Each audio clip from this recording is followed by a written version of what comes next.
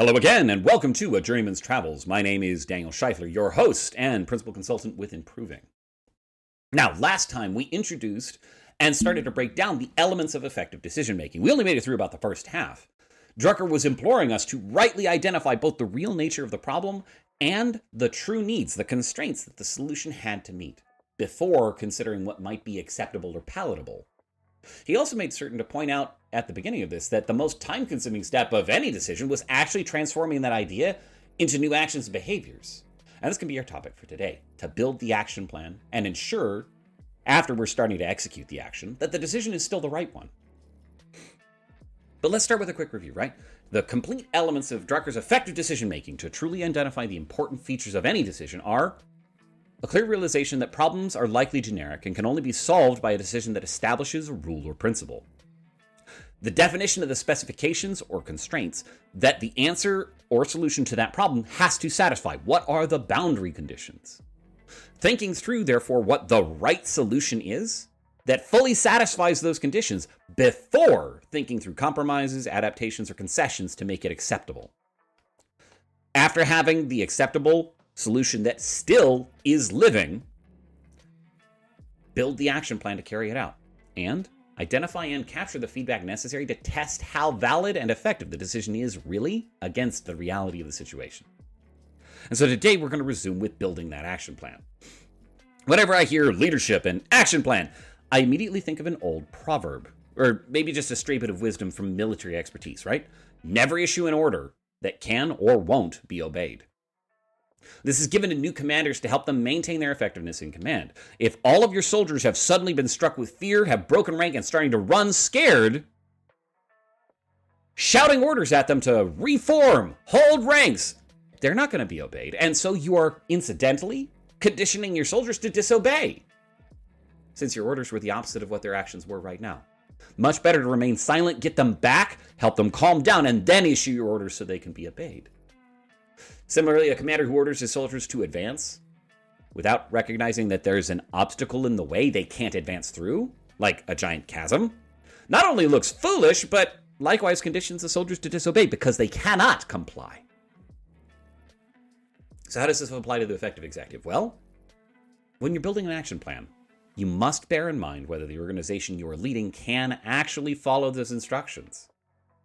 My favorite example for this, Drucker shares an example of two different companies that had assets locked down in a foreign country and unable to repatriate it. Both of them, of course, wanted to invest those lockdown assets rather than just leave them be so that they could pick back up on their principal. One manager looked at the problem and applied his usual approach. Flew in some experts, built a working system, but it had to be supported by experts anytime anything needed to change. But it was how they did things. The other looked at the people he had in that country and built a business that could run with the people in that country at the level of skill they had or at the level of skill they could build locally. It didn't require specialized machines or specialized experts. He used the people who were there. And of course, in the course of time, the government changed and allowed those companies now to reclaim their assets. The first had to sell that business they had built at a loss, since no one in that country could manage to maintain the enterprise without outside help, and so no one wanted it. The other not only sold their venture, but made it at a considerable profit because so many buyers were interested in the integrated and sustainable profitability of the approach that worked with the people already available in the country. That's what it means to make an effective decision. Using the elements of organizational change management kind of built in, right? Who knows what? How am I changing their daily job? How can they actually do this? Or can be trained to do this? Drucker sets out a set of questions that are really helpful for enumerating on this, right? Who has to know about the decision that just got made? At what level? What actions must those people now take in response, right? What has to change in our system of behaviors? Who has to take that action? And by the way, how are you changing their incentives so that the action is rewarded? Right? And how does that action have to be made so that the people who have to do it can do it? Right? There's nothing like suggesting that level 3 support has to go and handle a system outage and not giving them access to the system. What kind of people do you have available? What permissions do they have? What training do they have so that they can make this decision effective? What can they do? Because if you can't have them do the action in question, your decision is just wish-making. You must comply with the actual facts on the ground, or with a plan to change how those facts on the ground are, so that your decision can actually be put into effect. Simply demanding that your now individual contributors who have no access to the production system do production support won't work. They can't do it. They cannot comply. They're facing a chasm. I can't even get into the system, much less look at the logs. Until they are capable of taking the action that is demanded by this new decision, the decision is moot. Might well have not have been made. But of course, this is not all, right? Because after all, how you're going to find out that there are these gaps if you've never planned this way before?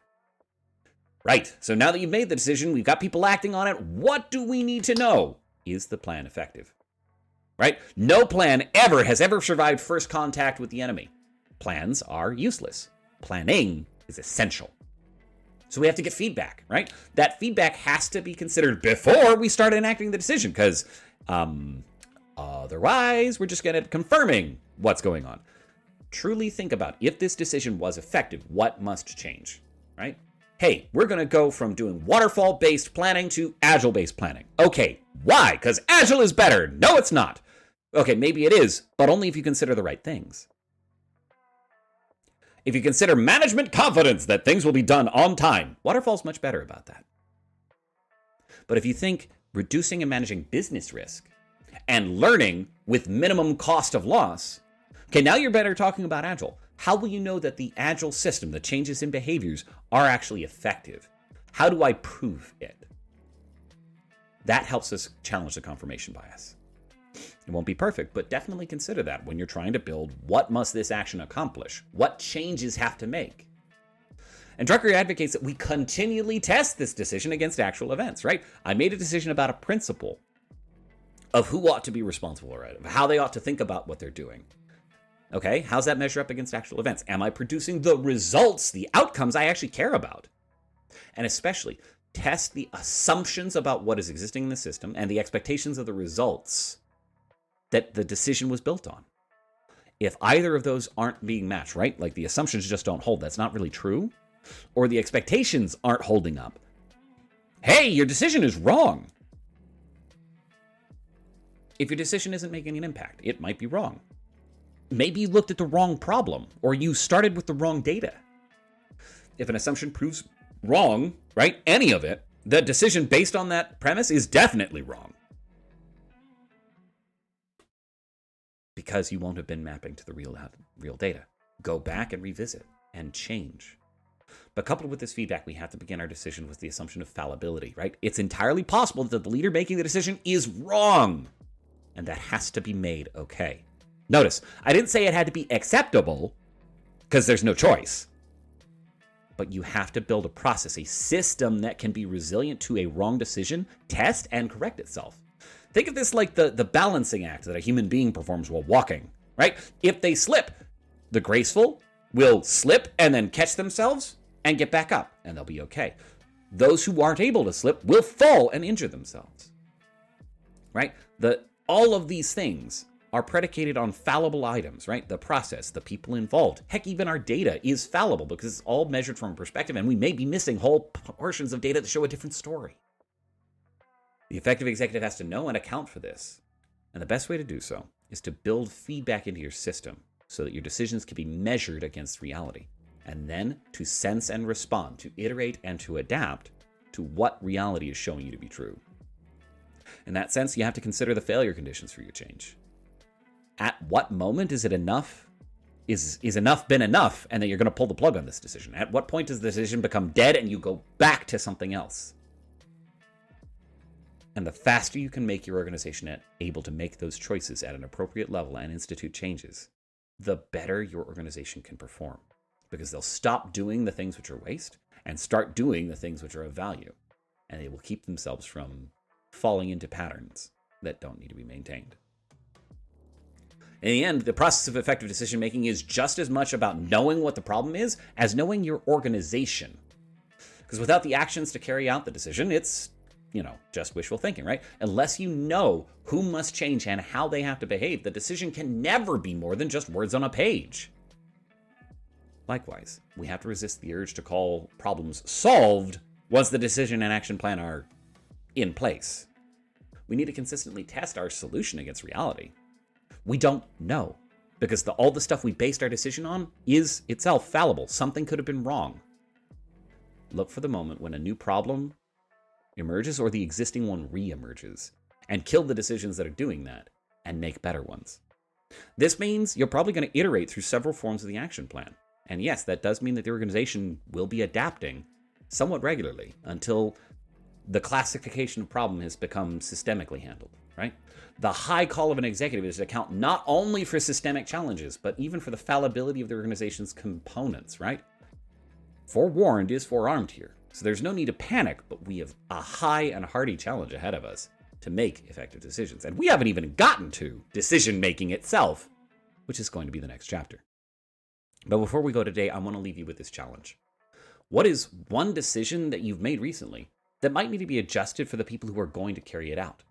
What adjustment needs to be made to account for their actual skills and their incentives along with this action? Thank you all for joining me, and I wish you very safe travels, fellow journeymen.